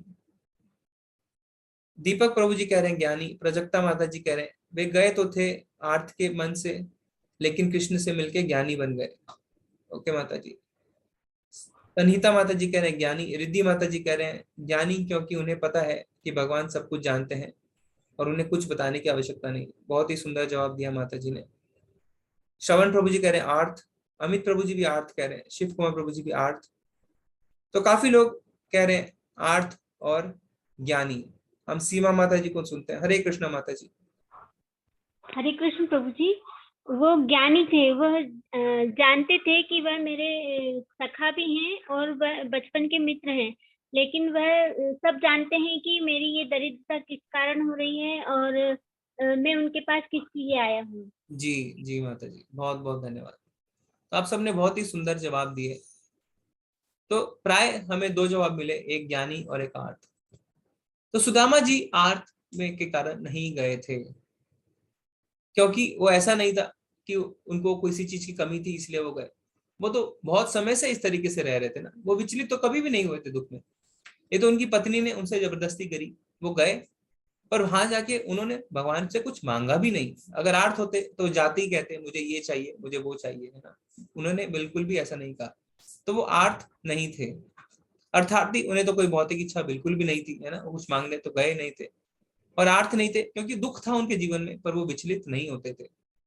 तो सुदामा जी जो है वो ज्ञानी की श्रेणी में आते हैं, क्योंकि उन्हें पूर्ण ज्ञान था कि भगवान क्या है ना। वो भगवान भगवान के तत्व को वो पूरी तरह जानते थे।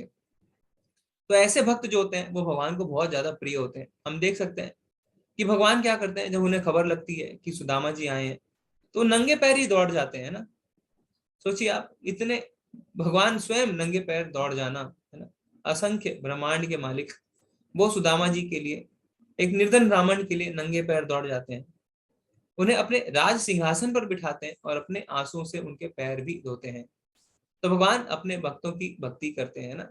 तो भगवान इस तरीके से अपने भक्तों को बहुत ज्यादा पसंद करते हैं। जिससे किसी को कष्ट नहीं पहुंचता तथा जो अन्य किसी के द्वारा विचलित नहीं किया जाता, जो सुख दुख में, भय तथा चिंता में संभाव रहता है, वह मुझे अत्यंत प्रिय है। तो यहाँ पे भगवान और हमें लक्षण बताते हैं अपने भक्तों के। तो यहाँ पे एक छोटी सी कथा भी आती है भागवतम में। यहाँ पे चित्र में आप देख सकते हैं कि शिव जी जो है वो बड़े बड़े ऋषियों के साथ बैठ के चर्चा कर रहे थे। नारद जी भी थे, ब्रह्मा जी भी थे, और चर्चा आध्यात्मिक थी, भगवान के बारे में चर्चा कर रहे थे। माता पार्वती भी उनके बगल में बैठी हुई थी। पर शिव जी का जो सारा ध्यान है वो भगवान की कथा पे ही था।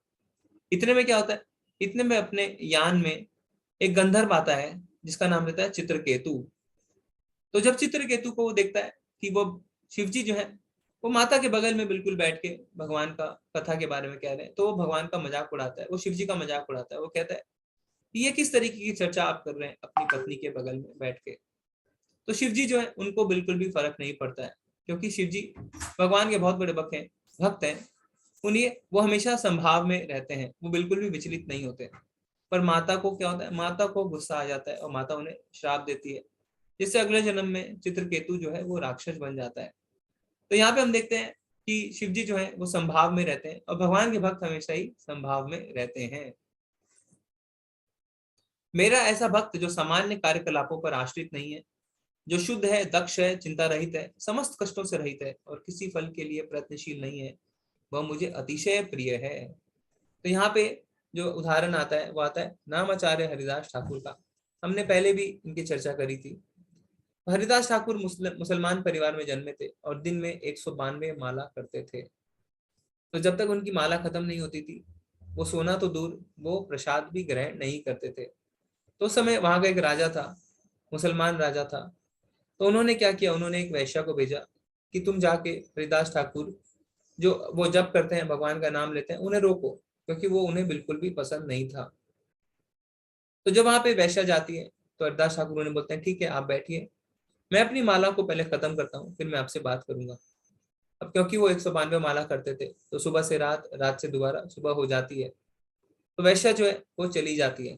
फिर अगले दिन वो दोबारा आती है।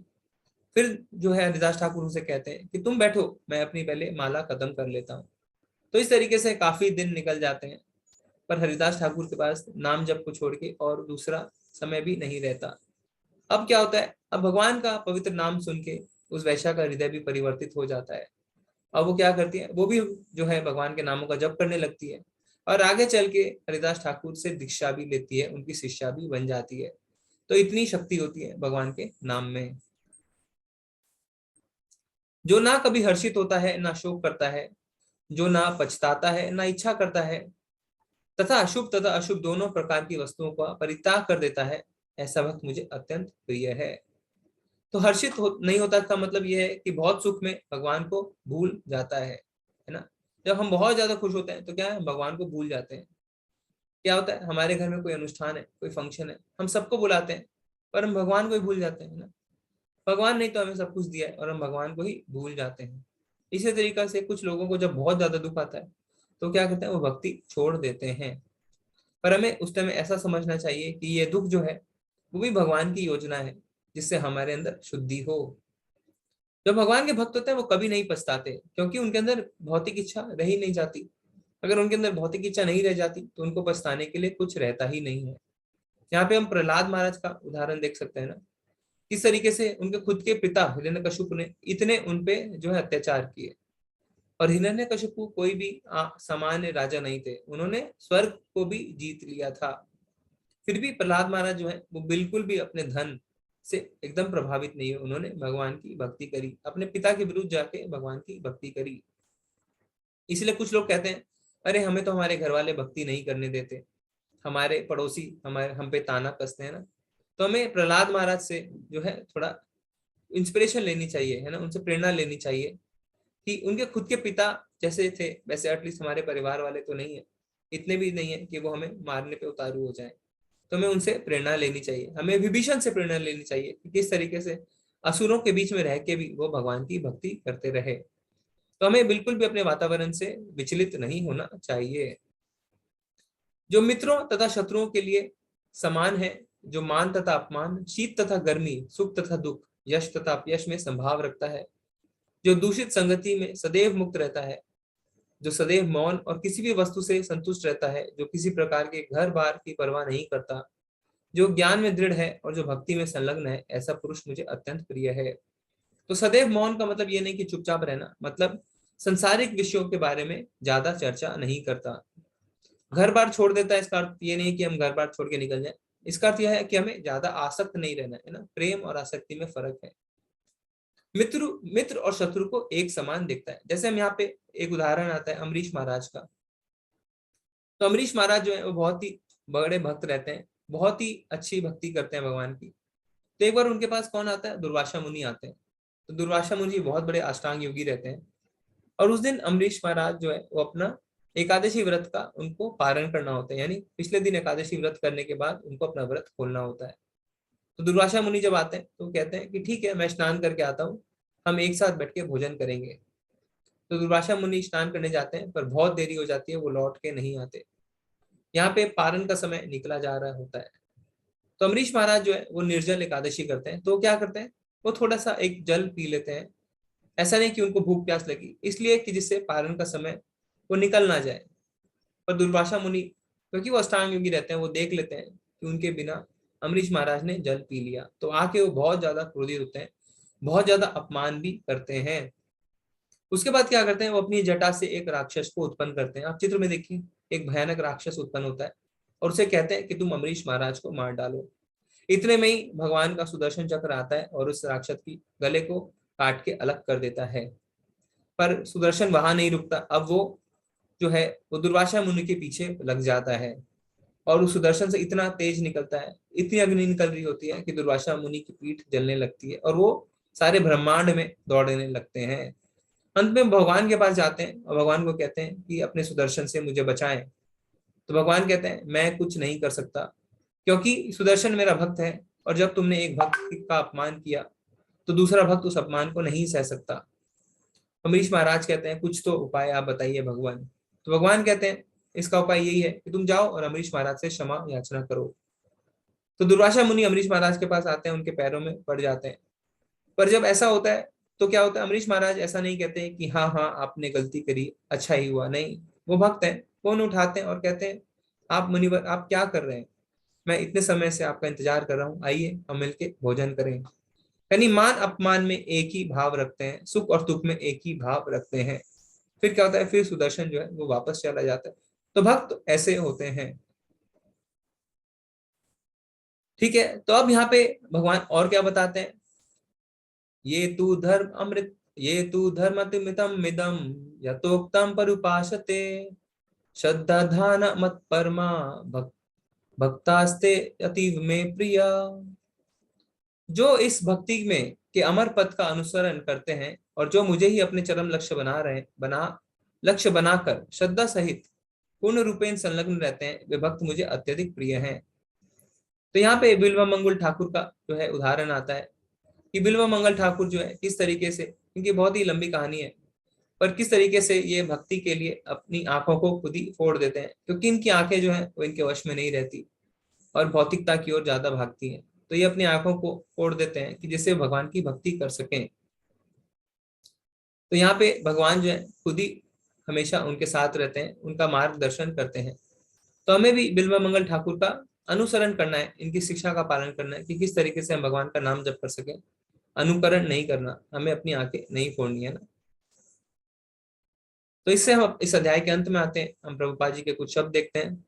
इस अध्याय में परम सत्य की जो निराकार धारणा वर्णित है उसकी संस्तुति उस समय तक के लिए की गई है जब तक मनुष्य आत्म साक्षात्कार के लिए अपने आप को समर्पित नहीं कर देता।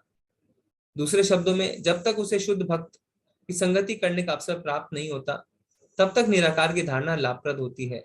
परम सत्य की निराकार धारणा में मनुष्य कर्म फल के बिना कर्म करता है और आत्म तथा पदार्थ का ज्ञान प्राप्त करने के लिए ध्यान करता है। यह तभी तक आवश्यक है जब तक शुद्ध भक्ति संगति प्राप्त ना हो। सौभाग्यवश यदि कोई शुद्ध भक्त में सीधे कृष्ण भावनामृत में संलग्न हो तो उसे आत्म साक्षात्कार के इतने सोपान पार नहीं करने होते। भगवत गीता के मध्य के 6 अध्याय कि जिस प्रकार भक्ति का वर्णन हुआ है वह अत्यंत ही हृदय ग्राही है।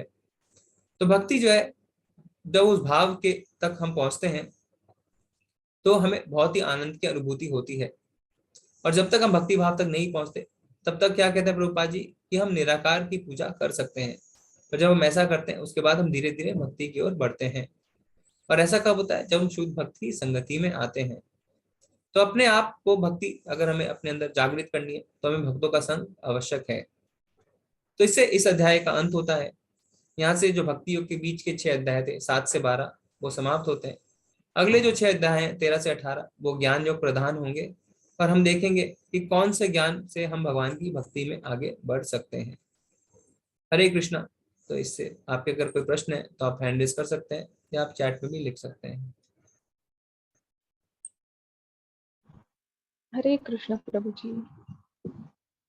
हरे कृष्ण उदय प्रभु जी। हरे कृष्ण। हरे कृष्णा प्रभु जी। मेरे 2 प्रश्न हैं। एक, मेरे पास अभी वो तुलसी का या रुद्राक्ष का माला नहीं है, तो स्फटिक का एक माला है, तो उससे मैं करूं तो कोई दिक्कत? नहीं प्रभु जी, अगर आप अभी शुरुआत कर रहे हैं जी, अब अगर आपने पहले कभी जप नहीं किया, आप शुरुआत कर रहे हैं तो आप कोई भी माला से कर सकते हैं। फिर धीरे धीरे जब आप स्थिर हो जाए ना प्रभु जी, तब उसके बाद आप तुलसी की माला खरीद सकते हैं। पहले भी हम इसी से करते थे, जो भी हम जब करते थे या मंत्र पढ़ते थे। अभी हम जन्माष्टमी में मैंगलोर आ रहे हैं, हरी बोल प्रभु जी, बहुत ही तो सुंदर। उसमें मैं वहीं खरीद लूंगा। जी प्रभु जी, आप उस टाइम वहां से खरीद सकते हैं। दूसरा प्रश्न है कि हम लोग जो ये माला करते हैं तो सिर्फ हरे राम हरे कृष्ण का नाम लेते हैं, तो जी प्रभु के तो कई अवतार हुए हैं, विष्णु का भी नाम ले सकते हैं, बाकी भी, सिर्फ इसी 2 का नाम क्यों लेते हैं? जी प्रभु जी। तो कृष्ण जो है ना, कृष्ण साक्षात भगवान है और राम जो है वो भगवान के विस्तार है। तो कई लोग, कई आचार्य कहते हैं राम यानी भगवान राम जो त्रेता में हुए, कई कहते हैं राम यानी बलराम, है ना। तो बलराम यानी जो जगन्नाथ जी आप देखेंगे ना, भगवान जगन्नाथ अपने भाई बलराम के साथ विराजमान है। तो इसमें राम और बलराम दोनों ही कहते हैं आचार्य। तो भगवान कृष्ण जो है उन्होंने बहुत ही सुगम बनाई है भक्ति को। और जब हम भगवान कृष्ण को याद करते हैं तो बिना काल बिना नियम के हम याद कर सकते हैं। इसी अगर भगवान विष्णु जो होते हैं या और कोई भगवान का विस्तार होता है तो उसमें फिर थोड़े से नियम भी जुड़ जाते हैं प्रभु जी, क्योंकि भगवान विष्णु जो है वो थोड़े से ऑफिशियल रूप में ना भगवान के, तो वो थोड़े से फॉर्मल और ऑफिशियल है। और भगवान कृष्ण जो है वो बहुत ही, वो भक्ति भाव वाले ज्यादा है, वो अनऑफिशियल है, जैसे घर में हम अपने मित्र के साथ व्यवहार करते हैं। तो ये हमारे लिए सुगम बनाया गया है चीजों को, जिससे कि हम बिना किसी नियम के, बिना किसी काल के हम भगवान की भक्ति कर सके, उनका नाम जप कर सके। जी प्रभु जी। जी प्रभु जी, धन्यवाद प्रभु जी। हरे कृष्ण प्रभु जी। हरे कृष्ण। हरे कृष्ण परविंदर प्रभु जी। हरे कृष्णा माता जी, दंड प्रणाम। हरे कृष्णा प्रभु जी। हरे कृष्ण प्रभु जी। प्रभु जी, ये भगवत गीता के 18 अध्याय में 12वां अध्याय जो है ये बहुत इंपॉर्टेंट है, भक्ति योग। इसमें से भी कुछ लोग ऐसे हैं प्रभु जी जो बिल्कुल पकड़ लेने वाले हैं। ये श्लोक संख्या 8 से लेके 12 तक भगवान ने अपनी भक्ति का सार दे दिया इसके अंदर कि मेरी भक्ति क्या है। तो प्रभु जी, मैं इसमें ना कुछ डाउट है मेरे को, जो मैं आपसे जानना चाह रहा हूँ। पहले में तो उन्होंने बोला है कि मन और बुद्धि लगाओ, मतलब अपनी सूक्ष्म आइटम लगाओ, जो सबसे ज्यादा हायर स्टेज की भक्ति है।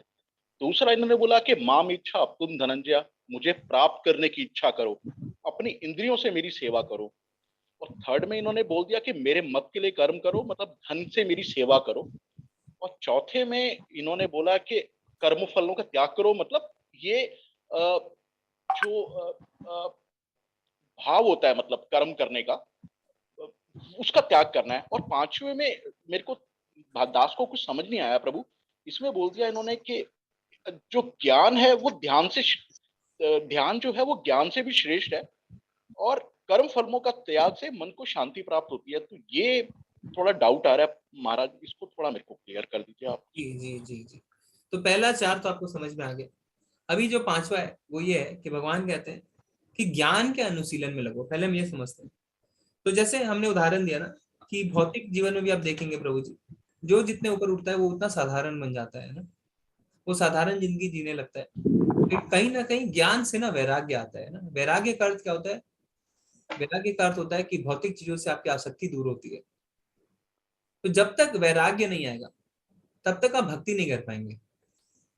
जब तक आप भौतिक चीजों से आसक्त बने रहेंगे, है ना, आपको बहुत ज्यादा मतलब हर चीज से आसक्ति है, कोई भी भौतिक चीज से, तो तब तक आप भगवान की सेवा कैसे करेंगे? भगवान की सेवा तब होती है जब आपके अंदर जो सेवा भाव आता है, यानी आपके अंदर दास भाव आता है।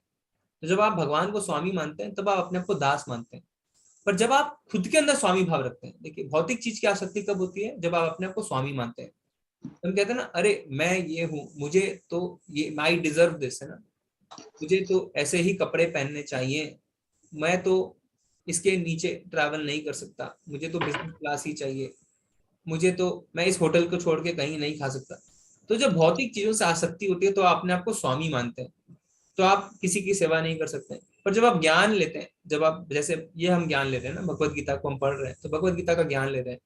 तो जब भगवत गीता का ज्ञान लेते हैं तो क्या होता है? इसको पढ़ के हमारे अंदर वैराग्य उत्पन्न होता है, क्योंकि हम जानते हैं कि भगवान स्वामी है। जब भगवान स्वामी है तो हम कौन है? हम दास हैं।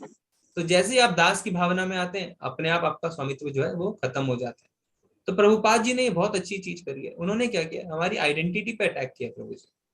आइडेंटिटी पे अटैक किया, यानी हम हमारे अंदर जो भावना है कि हम भोग करने के लिए पैदा हुए हैं, ये सब कुछ हमारे लिए बना है, हम स्वामी हैं।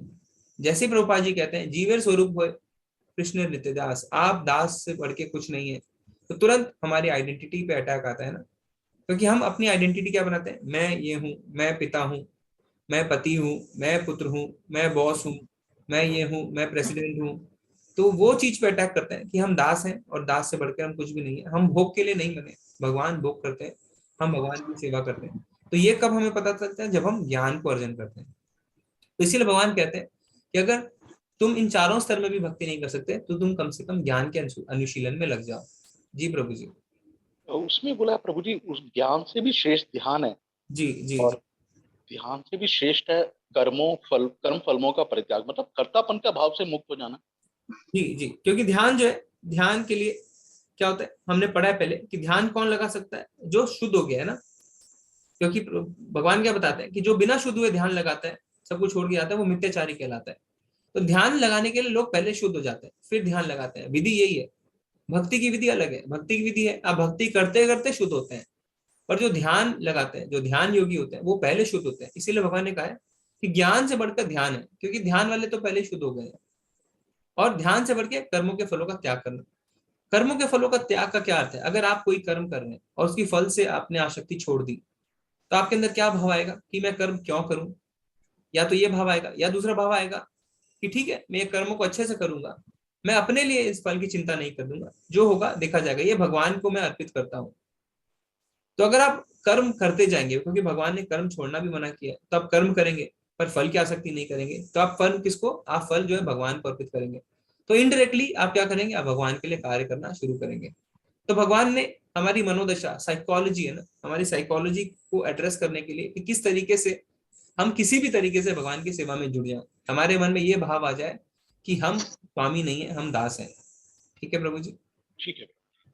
जी प्रभु जी। हरे कृष्ण। हरे कृष्ण प्रभु जी। हरे कृष्ण दीपक प्रभु जी। हरे कृष्ण माता जी, हरे कृष्ण प्रभु जी। हरे कृष्ण प्रभु जी। प्रभु जी, my question is with respect to chapter number 8. जी प्रभु। एक कल्प means actually 4 युग is equal to 1 कल्प। जी प्रभु जी। एक कल्प 4 युग नहीं होता है प्रभु जी। हमने चैप्टर 8 में क्या देखा था कि एक जो 4 युग है, 4 युग मिला के बनते हैं एक चतुर्युग, उसको बोलते हैं हम मनवंतर। अच्छा। हाँ, 71 मनवंतर बनते हैं। फिर उसके बाद ऐसे प्रभु जी मैं आपको देख के बताता हूँ कि कितने कल्प मिलके ब्रह्मा जी के फिर एक दिन बनते हैं। वो हमने अध्याय 8 में देखे। That is 100 years Prabhu ji. I just want to understand what is 1 कल्प। जी प्रभु। एक कल्प यानी कितना? हाँ, मैं आपको बताता हूँ कि यस प्रभु जी। जी जी जी आप यस प्रभु जी। हाँ प्रभु जी, हमने 8वें में नहीं देखा था, हमने पहले देखा था शायद ना। ठीक है, मैं आपको बताता हूँ। इतने किसी और का प्रश्न है तो वो आप। हाँ हाँ, no problem. Yes Prabhu ji, yes Prabhu जी। हाँ प्रभु जी, मिल गया। तो इसमें जो है चतुर्युग जो मैंने बताया, जिसको हम दिव्य युग बोलते हैं, उसको बोलते हैं एक मनवंतर। जब 71 दिव्य युग बनते हैं, 71 चतुर्युग बनते हैं, तो वो होता है एक मनवंतर। और 14 मनवंतर होता है एक कल्प, यानी ब्रह्मा जी का डे और नाइट होते हैं 2 कल्प। तो अगर उनको आप इसमें कंबाइन करेंगे युगों के हिसाब से, तो हजार दिव्य युग जो होते हैं वो एक कल्प होता है। ठीक है, एक कल्प यानी 1000 दिव्य युग, क्योंकि एक दिव्य यानी एक चतुर्युग होता है 43 लाख साल का, और एक कल्प होता है 4.32 बिलियन ईयर्स का। ठीक है प्रभु जी। माता जी उनको अनम्यूट कर सकते हैं। जी जी Prabhu ji. Hare Krishna Deepak Prabhu ji. Yes Prabhu ji, I got it Prabhu ji. जी प्रभु जी। थोड़ा सा कंफ्यूजिंग है, बट आई अंडरस्टूड। चैप्टर 4 की रिकॉर्डिंग देखिए Prabhu ji. Chapter. Yes Prabhu ji, thank you so much. Hare Krishna. Hare Krishna Prabhu ji. जी जी प्रभु जी, और चैट बॉक्स में अनिल प्रभु जी बोल रहे कि please explain the meaning of महामंत्र। अच्छा, तो महामंत्र में बोलते हैं हरे कृष्ण कृष्ण कृष्ण हरे हरे, हरे राम राम राम हरे हरे। हरे यानी हम राधा रानी को संबोधित करते हैं, हरा है उनका नाम, हरे यानी हम उनको संबोधित करते हैं। कृष्ण यानी भगवान श्री कृष्ण। कृष्ण शब्द का अर्थ होता है जो सबको आकर्षित करते हैं। और राम, जैसे मैंने बताया, राम या तो भगवान राम या भगवान बलराम, खैर दोनों ही भगवान के विस्तार है। तो जब हम हरे कृष्ण बोलते हैं या हरे राम बोलते हैं, तो हम भगवान को कहते हैं कि हे भगवान, आप मुझे अपनी सेवा में लगाइए। तो इसका ये अर्थ होता है प्रभु जी। ठीक है प्रभु जी। हम कितने बोल रहे हैं आत्मज्ञान क्या होता है? आत्मज्ञान होता है आत्मा के बारे में ज्ञान, कि हम कौन है, परमात्मा कौन है, और आत्मा का परमात्मा के साथ क्या संबंध है। इसे हम कहते हैं आत्म साक्षात्कार या आत्मा का ज्ञान प्रभु जी। यानी आत्मा क्या है, परमात्मा क्या है, और आत्मा और परमात्मा में संबंध क्या है, यानी हमारा भगवान के साथ क्या संबंध है, उसके ज्ञान को कहते हैं आत्मज्ञान।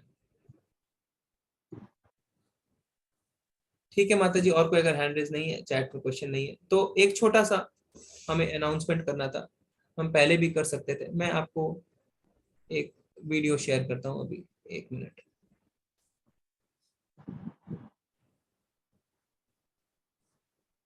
जी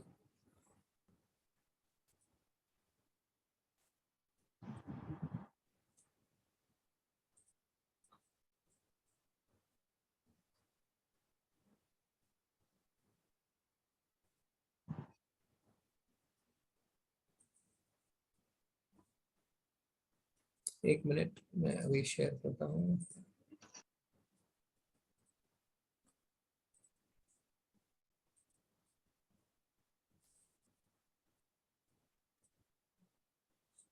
जी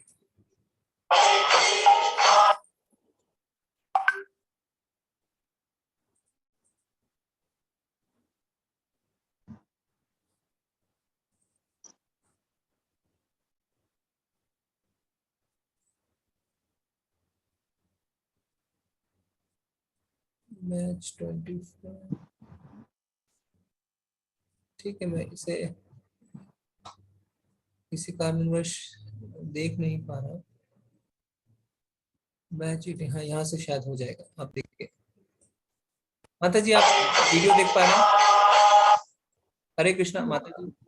वीडियो नहीं प्रभु जी, अभी स्क्रीन दिख रहा है आपका बट वीडियो नहीं दिख रहा है। वीडियो नहीं आ रही है? अच्छा एक मिनट, ऐसा क्या हो रहा है? हाँ अभी आ गया, ठीक है, अभी आप देख। जी दिख रही है। This temple, don't think it is ordinary building. It is Vaikuntha. Hare Krishna,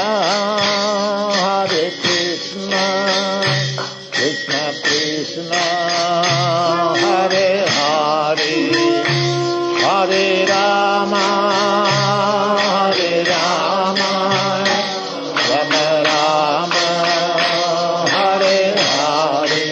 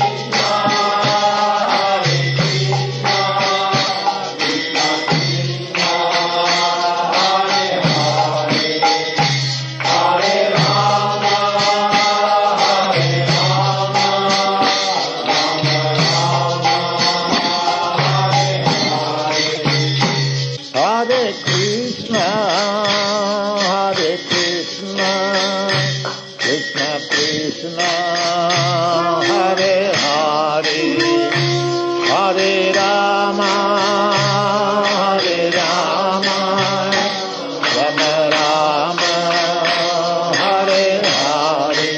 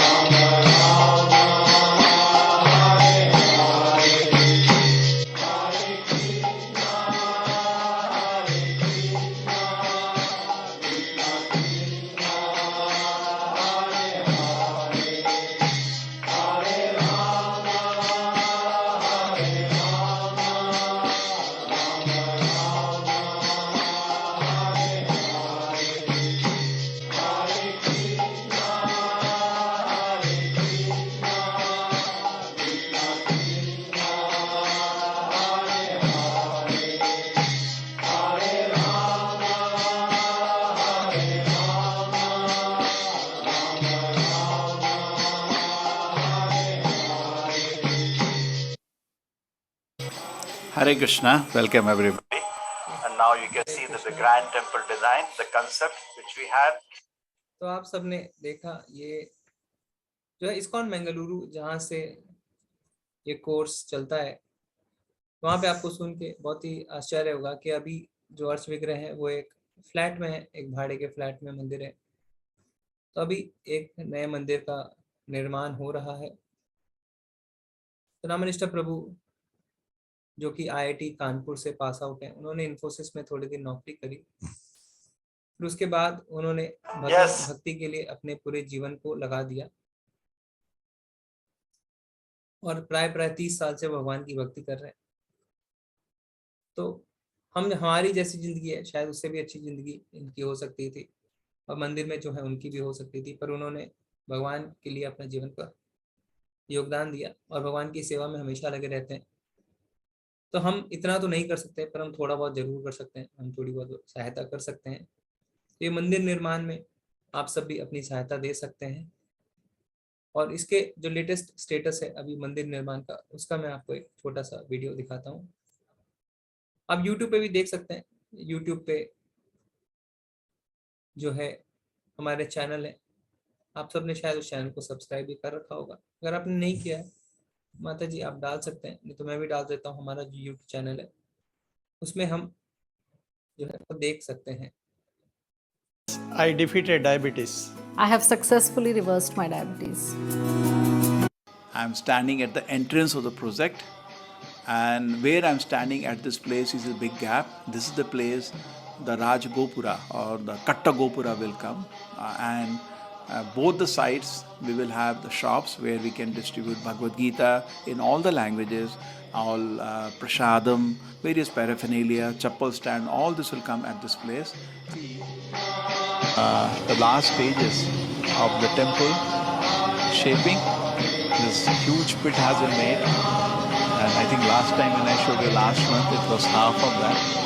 Now within 2-3 days this will finish now, and the construction of the temple is about to start. So Hare Krishna. So this will be, as I explained you last time, the whole what you're seeing at the ground floor. This whole thing will be actually the Annadana, where we will be distributing prasadam to the public, and above that we need 2 stories of the temple. Temple is double story, so the temple will come, and this construction we should finish within 1 year time. That is our desire. Hare Krishna. Hare Krishna. So now you can have a look at the ashram, and you see the big development here. We have now finished 1 floor. So this has been going at a good speed. We've finished in 3 months' time. The whole ashram should be over. The first slab is coming, and then we will have 1 more floor, and that's all. 2-story structure. The ashram. We have here 8 dormitories. 8 dormitories, and this will be the bathroom. We're disconnected. So you can see here from that the house you are seeing from that house right till you can see till the road on the other end. Yes, till that time this is our big piece in which we have a 5-story structure coming. In fact, this is the biggest building we have, and where we are now, this will be the 3rd story which will come. And in this structure we are having at the bottom parking, and then we will have one side we are having a dormitory for students to come and stay. On top of that we have Govinda restaurant. On top of that we have 2 stories of guest house. On this side we have parking at the bottom. Then we have 2 stories of what we call the steam kitchen. Huge steam kitchen is coming, which can cook for 5,000 people at a time. And on top of that, 2 stories of guest house. So this is the structure. We still not started construction, but it is all cut and kept ready. Hare Krishna. So I hope this is the update, and as the construction is picking up, we need your support so that we can finish this construction in a very short time. Hare Krishna.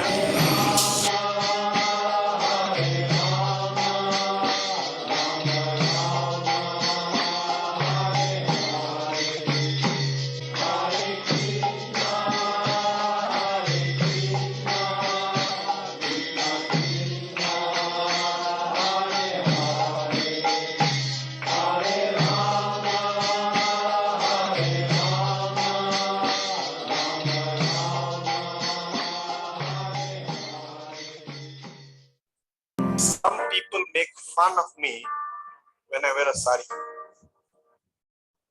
हरे कृष्णा। तो आशा करते हैं आप सबको मंदिर के निर्माण का video देख के अच्छा लगा होगा, तो हमें कोशिश करनी चाहिए कि हम जितना हो सके थोड़ा बहुत ही सही योगदान करें और भगवान की सेवा में अपना योगदान दें। ठीक है, हरे कृष्णा। आपके व्हाट्सएप ग्रुप में भी हम ये पीडीएफ डाल देंगे, माता जी ने चैट में भी डाल दिया है। ठीक है, हम आज का क्लास यहीं समाप्त करते हैं। अगर किसी का कोई और प्रश्न नहीं है, किसी की कोई जिज्ञासा है, कोई ज्यादा मंदिर के बारे में जानना चाहता है, तो वो हमें पूछ सकता है अलग से।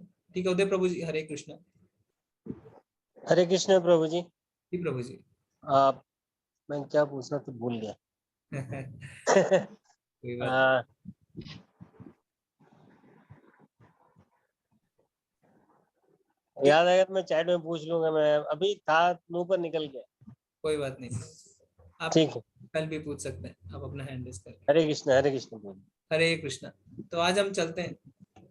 पांचकल्पतरूपस्य कृपा सिंधु एव च पतितनां पावनेभ्यो वैष्णवेभ्यो नमो नमः। अनंत कोटि वैष्णव वृंद की जय, श्री प्रभुपाद की जय। आप सबका बहुत बहुत धन्यवाद। हरे कृष्ण। हरे कृष्ण प्रभु जी, दंडवत प्रणाम। हरे हरे कृष्ण। हरे कृष्ण प्रभु जी, हरे कृष्ण माता जी।